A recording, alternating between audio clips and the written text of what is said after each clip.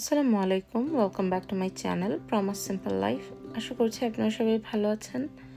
আজকে আপনাদের সাথে খুবই মজার একটা রেসিপি শেয়ার করব। কম বেশি সবাই এই ক্যারামেল পুডিংটি করতে পারেন, কিন্তু তারপরেও কিছু টিপস আছে, টেকনিক্স আছে যেগুলো ফলো করলে ক্যারামেল পুডিংটা একদমই পারফেক্ট হবে। তো আমি আমার জানা মতে আর কি যতটুকু টিপস জানি, টেকনিক্স জানি, সেগুলো আপনাদের সাথে শেয়ার করব আজকে। আমি এখানে 6টা ডিম নিয়ে নিয়েছি। প্রথমে আমি একটা হুইস্ক দিয়ে ভালো করে 6টা ডিম ফেটে নিব। আপনারা যে কয়টা ডিম দিয়ে করতে চান না কেন, প্রপোর্শনটা হচ্ছে ইম্পর্ট্যান্ট। আর সত্যি কথা যেটা, মানে ডিম আর দুধ এই দুইটা জিনিস ঠিক থাকলে চিনিটা কিন্তু আপনারা আপনাদের টেস্ট অনুযায়ী দিতে পারেন, কম বেশি করে। তো আমি আজকে আপনাদেরকে ডিমের আর দুধের যে মেজারমেন্টটা সেটা বলে দিব। আমি 3টা ডিমের জন্য ইউজ করি 1.5 কাপ দুধ, মানে একটা ডিমের জন্য হাফ কাপ করে। তো যেহেতু আমি এখানে ছোট বড় সাইজের মিলিয়ে 6টা ডিম নিয়েছি, আমি টোটাল 3 কাপ দুধ দেব। আর চিনিটা আপনারা আপনাদের টেস্ট অনুযায়ী দিবেন। আমি 1 কাপ থেকে সামান্য একটু কম দিয়েছি চিনিটা, যেহেতু পরে আমি আবার ক্যারামেল করব, সেটাতেও মিষ্টি যাবে। আর আমার ঘরে এতটা মিষ্টি ক্যারামেল পুডিংটাও পছন্দ না, একদমই মানে ব্যালেন্সড একটা মিষ্টি থাকবে, যাতে করে খেতে ভালো লাগবে। তো চিনিটা সবসময় আপনারা আপনাদের পছন্দ মতো দিবেন। এখন আমি এখানে 3 কাপ দুধ অ্যাড করে দিয়েছি। একসাথে আমি ডিম, চিনি আর দুধ ভালো করে হুইস্ক দিয়ে মিক্স করে নেব। আর পুডিংটা যখন করবেন ভালো করে মিক্স করতে হবে, যাতে কোনো ধরনের লাম্পস না থাকে ভালো করে। আর আমি অবশ্যই পরবর্তীতে এটা ছেঁকে নিব, তো এর জন্য খুব একটা যদি আমি মানে একটু থাকেও দানা, সেগুলো আমার ছেঁকানোর সময় থেকে যাবে। আমি যেটা করি, আমি আমার পুডিংয়ে অনেকখানি গুঁড়ো দুধ ইউজ করি, এতে করে টেস্টটা অনেক ক্রিমি হয় আর অনেক ভালো লাগে। পুডিংটা অনেক ক্রিমি হয় দেখতে ভেতরটা, আর খেতেও বেশ ভালো লাগে। তো আমি এখানে দিয়ে দিয়েছি গুঁড়ো দুধ। আপনারা আপনাদের ইচ্ছা মতো গুঁড়ো দুধটা কম বেশি করে দিতে পারেন, আর গুঁড়ো দুধ ছাড়াও কিন্তু আপনারা করতে পারেন। যদি জাস্ট লিকুইড মিল্কটা আর ডিম চিনি সব পারফেক্ট থাকে, আপনারা চাইলে পাউডার মিল্কটা স্কিপ করে নিতে পারেন, কোনো প্রবলেম নেই। এখন ভালো করে আমি হুইস্কের সাহায্যে এটা মিক্স করে নেব। এখন আমি দিয়ে দিচ্ছি ভ্যানিলা এসেন্স। ভ্যানিলা এসেন্সটা আপনারা 1 টিস্পুন দিবেন। আমি এখানে চোখের আন্দাজে দিয়ে দিচ্ছি, যেহেতু রেগুলার করি, তো আমার একটা চোখের আন্দাজেই এখন হয়ে যায় সব কিছু। তো যারা প্রথমবার করবেন আপনারা 1 টিস্পুনের বেশি দিবেন না।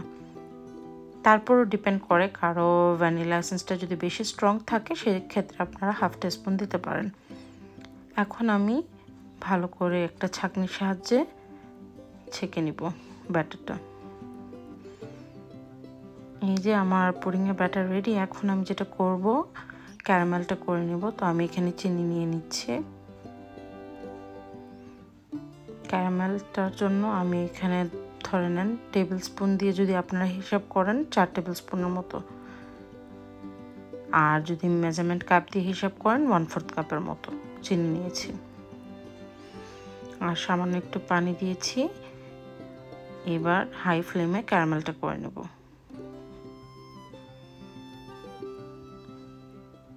যখনই এরকম গোল্ডেন ব্রাউন হওয়া শুরু হয়ে যাবে, তখনই খুব কেয়ারফুলি দেখতে হবে, কারণ এই গোল্ডেন ব্রাউন হওয়ার পর কিন্তু খুবই তাড়াতাড়ি ব্রাউন হয়ে যায়, একদম ডার্ক ব্রাউন হয়ে যায়। এই ক্ষেত্রে আপনি খুব খেয়াল রাখতে হবে যাতে ক্যারামেলটা পুড়ে না যায়।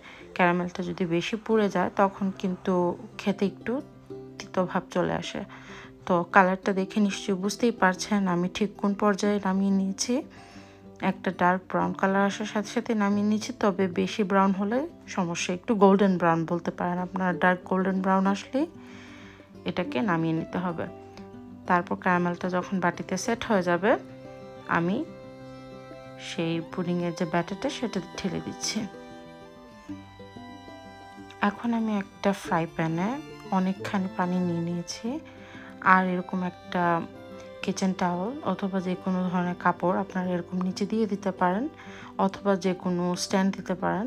তারপর আপনারা বাটিটা বসিয়ে দিবেন। তবে বাটিটা এভাবে বসালেই হবে না, এটা কিন্তু পরে আবার আমি ঢেকেও দিব। আমি জাস্ট আপনাদের দেখাচ্ছি যে পানিটা কতটুকু থাকবে বাটির। এখন আমি একটা ফোম দিয়ে ভালো করে মুড়িয়ে নিয়েছি। আপনারা চাইলে অ্যালুমিনিয়াম ফয়েল দিয়েও করতে পারেন। এখন আমি এটাকে 30 মিনিট ধরে এভাবে বয়েল করে নেব পানিটা ভালো করে। এই বয়েলিং ওয়াটার মধ্যেই কিন্তু পুডিংটা হয়ে গেছে। 30 মিনিট পরে দেখুন আমার ছুরিটা কি সুন্দর বের হয়েছে, একদম ক্লিন। আর আমি ঢেকে দিয়েছিলাম এই কারণেই, ঢেকে দিলে খুব তাড়াতাড়ি হয়, প্লাস অনেক ভালো হয় পুডিংটা। সাইড থেকেও দেখাচ্ছি কীরকম সুন্দর ক্যারামেলটা নিচে দেখা যাচ্ছে। এখন এই পর্যায়ে আমি ফ্রিজে রেখে দেবো 2 ঘন্টার জন্য, যাতে একটু ঠান্ডা হয়ে যায়। তো এখন 2 ঘন্টা পরে আমার হাজব্যান্ড চলে আসছে কাজ থেকে, আর সে লাঞ্চের পর একটু পুডিং খেতে যাচ্ছিলো, তো আমি বের করে নিয়ে আসছি। আর এখন প্রথমে আমি সাইডটা একটু ছুরি দিয়ে ছাড়িয়ে নিব, এতে করে আমার ডিমোল্ড করতে ইজি হবে। আর পারফেক্ট পুডিং হলে কিন্তু ভাঙবে না, খুব ইজিলি ডিমোল্ড হয়ে যাবে। আপনারা আমি যখন ডিমোল্ড করব তখনই দেখতে পারবেন যে পুডিংটা কতটুকু পারফেক্টলি হয়েছে। দেখুন একদম ইজিলি বাটি থেকে ছেড়ে এসেছে পুডিংটা, কিন্তু ভাঙবে না। কিন্তু আপনার পুডিংটা যদি নরম হয়ে যায়, নরম থাকে, তবে কিন্তু আপনার ডিমোল্ডিংয়ের সময় ভেঙে যাবে।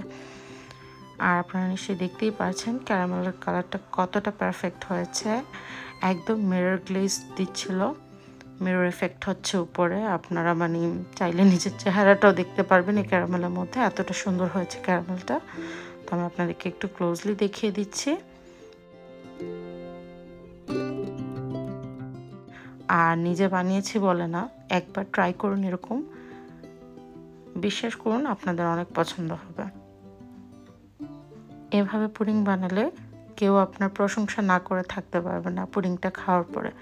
তো আলহামদুলিল্লাহ যতবারই পুডিং বানিয়েছি এখন পর্যন্ত সবাই খেয়ে অনেক প্রশংসা করেছে, মেহমান বলুন কিংবা বাসার মানুষ বলুন। আর আমার হাজব্যান্ডের তো one of the favourite item এটা আমার হাতের।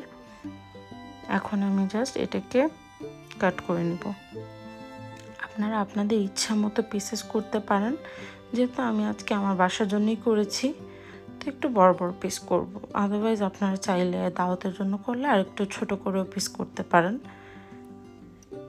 এই একই পদ্ধতিতে আমি 6টা ডিম দিয়ে করেছি। আপনারা সব কিছু হাফ অফ মেজারমেন্ট করে আপনারা এর থেকে ছোট করতে পারেন 3টা ডিম দিয়ে। আপনারা চাইলে এই 6টা ডিমের জায়গায় 12টা ডিম দিয়েও করতে পারেন, 9টা ডিম দিয়েও করতে পারেন। জাস্ট মেজারমেন্টটা ঠিক রাখলেই হয়ে যাবে, আর কিছু না। এখন আমি সার্ভ করে নিচ্ছি। আপনারা দেখতেই নিশ্চয়ই পারছেন খুব সুন্দর একটা ক্লিন কাট এসেছে পুডিংয়ের ক্লিন কাটটা আসলেই কিন্তু বুঝতে পারবেন যে পুডিংটা একদম পারফেক্ট হয়েছে আপনার। আর এই দেখুন ভেতরে কোনো ধরনের বাবল নেই, কিছু নেই। অনেক সময় দেখবেন বাবল দেখা গেলে পুডিংয়ে, তখন বুঝে নিতে হবে যে পুডিংটা ওভারকুকড হয়ে গেছে। ভালো লাগলে আমার ভিডিওটা অবশ্যই লাইক কমেন্ট শেয়ার করবেন। আসসালামু আলাইকুম।